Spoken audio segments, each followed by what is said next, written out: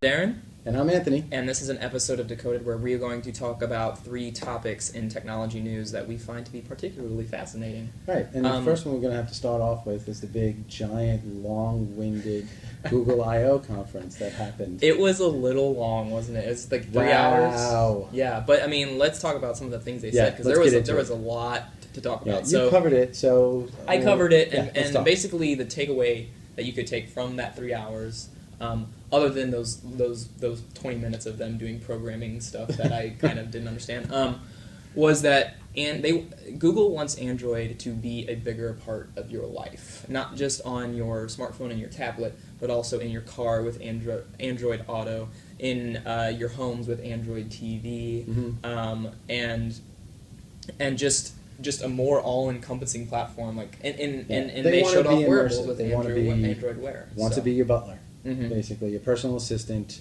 It's pretty good what they were announcing. I mean, it's everywhere. It's going to, like you said, it's going to be in your home. It's going to be on your wrist, definitely in your pocket.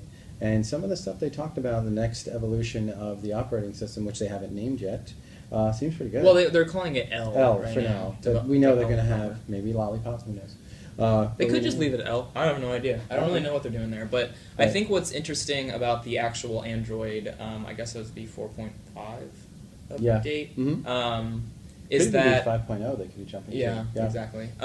Is that they really focused on. I mean, there's a lot packed in there, but I think they really focused on some of the minute details. You know, they talk a lot about the subtle animations. The touch animations. It did look a hell of a lot cleaner than everything they've ever made. So Right. it is a huge departure from even KitKat. And to talk a little bit about the Android services that we mentioned, what's interesting is that it's getting to this point where you need to decide what ecosystem you're going to be a part of because there's two it's camps. affecting how you buy cars. It's affecting how you purchase television. It's no longer just what kind of phone am I going to it's have. either Apple or Android at this point because once you buy in, it's going to be really hard for you to check out. And that's what they want, I think. Yeah. But it's also kind of nerve-wracking for a consumer, Yeah. It makes the decision so much bigger. We're right on that edge, and I've been trying for years to make my home more automated since I'm not home a lot. So I've wanted to have cameras in every room of the house to check in and make sure everything is okay. I want my doors to be able to lock and unlock at a swipe of a button, and I want to be able to control my heat. In fact, last year I had a real problem with my heating unit. So luckily for me, I had one of those services. I had Honeywell, and I was able to check to make sure that my boiler was on during the wintertime. And we're right there. Like, these guys are going to be able to do it in a one-stop shop, and it's going to make things a lot smoother, easier, more convenient.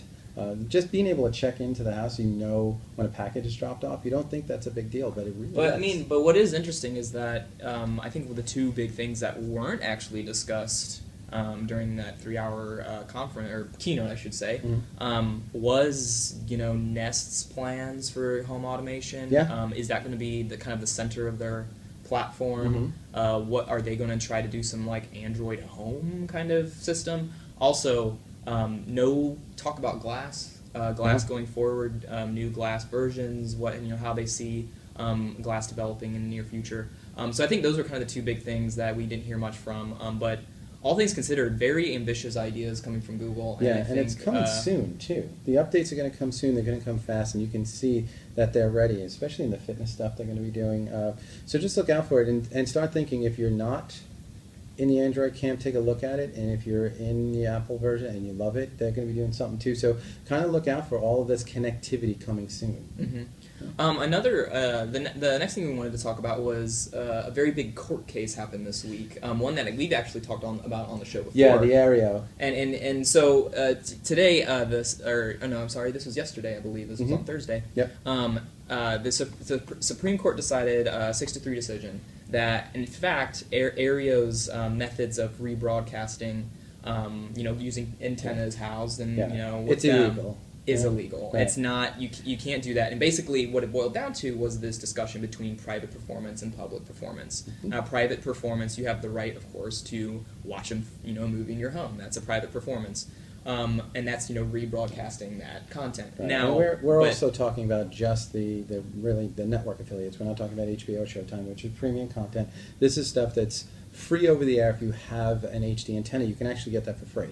So this is kind of a little weird idea. We've talked about it before. I'm like, well, if they're capturing it and then sending it out, are they in violation? It's already free already, and what if I'm in an area that I don't have that ability to get that? You're just giving it back to me. So it's tough for me. Right. It's tough for me to go, oh, really? That's illegal? Because it's not really private. Like, they're not hosting a kegger. It is not public, is what you mean. Because a public performance would be if I, bootlegged a movie and then charged tickets for people to come to my house and watch it. That would be illegal. That's illegal, and that I can understand. Yes. But Aereo's not holding a kegger at the offices. I don't think it has to. I don't think a party has to be, it's not in. I thought they said that there had to be a party and it's $5 admission. No? I mean, there's a lot of interesting ideas here. Basically, the majority they were basically saying that Aereo transmits via personal copies of programs. They're seeing it as a public performance. So it's illegal. So they're going to have to try to cut deals now with all the affiliates.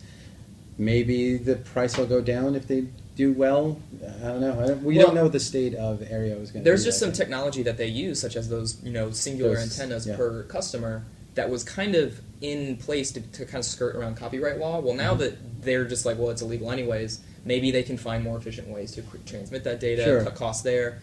And kind of make up for the deals that they're going to have to make with these hopefully they'll stay in business, because remember, we live here, so we can get just about anything in New York City. We get everything, and we pay a lot for it. But in areas where the signal is weak, it's kind of nice to have an alternative to go to, just to be able to watch your latest episodes of Aereo or Awkward, or any of those television shows that you can't get. And don't forget, these things are free over the air. So anyway, I hope they stay in business. Let's see what happens in the next couple weeks. We'll see what they do. And it's a shame because you won't be able to watch Aereo on awesome tablets such as the Samsung Galaxy Tab S, which was you got a hands on with that 2 weeks ago. Yeah, I got a hands on with it, and the long broadcast from there, and then they sent one up yesterday. I took it home to test it out, and when you see it in your hands, you just go to the store, you don't compare it to anything, you might just go, oh, it's just another Samsung tablet, so why are they coming out with another one, and another one, and another one? Because they can. Well, I mean, right now we have the Samsung Tab series, then we have the Note Pro series, and then now we have the Tab S, I believe they have 14 different variations of tablets out right now. We've tested all of them, and yes, the S is the best in the series, and there's a reason. The AMOLED screen is probably the best screen I've seen. 2560 by 1600. Yeah, it's even the res sounds good. It's a great number, but you got to see it. Like I've talked about the 12 Pro, and even every tablet I've talked about, and all of those have an LED screen. And while they're great, I'd still recommend them. When you put them side by side and play the same product, when it goes black, it goes pitch. It is black, black, black. There's no light bleed anywhere, so if you angle it down flat on the table, it's still gorgeous. They've also made it so thin, I think it's like 4 business cards high. I mean, it's really, really thin, so it's light, and the speakers, the way they've pitched them, just give it such a better sound. They used to be on the back, and then they moved them. So right now, where they are, I think they're perfect. So consuming movies, fantastic. I streamed a couple episodes of whatever on YouTube, and I did it on both the 12 and the 10 last night. And I kept looking at the 10 going, man, I really wish this screen was bigger, because it's the 12 that I rock every day. And the last part about it is something silly you don't think is important. On the back, there's 2 little belly buttons. That's what I'm calling them, because they look like belly buttons. And the case snaps to that, and it just wraps around. So thin, light case, it's open on the sides, and that case sort of does a little origami to kind of have it stand up and down and move up and down. Fantastic. I don't know why people aren't incorporating this. And when you pull it off, the belly buttons are not out. They're flat surfaced, so it's gorgeous. Go take a look at it. It'll be in Best Buy soon. So you think it's one of their best that they have? It is their best tablet in the 10 and 8-inch category, without a doubt. The AMOLED is just, it's beautiful. I hope they continue that that line, because I think it's the one to beat, and it's actually looking much better than Apple's version. I'm sure Apple's going to come out with a new one, but I did put it up against the iPad, and the AMOLED still, I mean, I'm sure we'll have a full review on popularmechanics.com in the coming Oh yeah, days, a couple so. days.